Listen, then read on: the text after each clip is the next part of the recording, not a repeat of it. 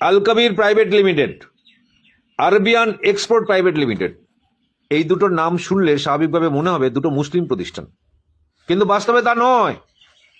এই দুটোই হিন্দুদের প্রতিষ্ঠান। একজনের মালিক হচ্ছে সতীশ আগরওয়াল, আরেকজন হচ্ছে সুনীল কাপুর। দুজনই হিন্দু উচ্চবর্ণের মানুষ। কেন আরবিয়ান নাম দিলে এরা? কেন এইভাবে মুসলিমদের নাম ব্যবহার করলো? না, ঘোমটার নিচে খ্যামটার নাচ আছে। কেন কি এই দুজনের মালিক বিজেপির ভীষণ কাছের লোক। এরা বিজেপির ফান্ডে লক্ষ লক্ষ কোটি কোটি টাকা দেয়। কোথা থেকে দেয়? এরা কি করে? না, আমরা যে বলি গোমাতা, অমিত শাহ বলে গোমাতা, মোদী গোমাতাকে পুজো করে, এদিকে যোগী আদিত্যনাথ গোমাতা বলে বিরাট। সেই গোমাতাকে কেটে সেই মাংস বিদেশি রপ্তানি করার জন্য এই দুটো ফার্ম তৈরি হচ্ছে, বিজেপির মদতপুষ্ট ফার্ম।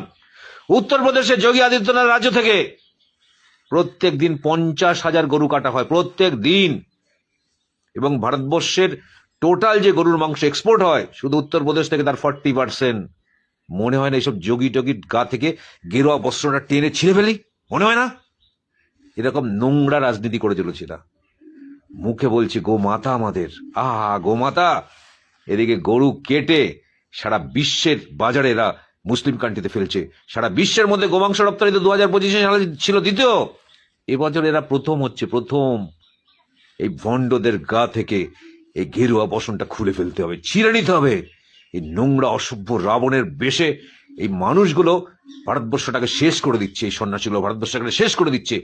এদেরকে কোন রকম ভাবে হিন্দু বলা যাবে না, এটা হিন্দুদের কলঙ্ক। এরা হিন্দু ধর্মটাকে শেষ করতে এসছে।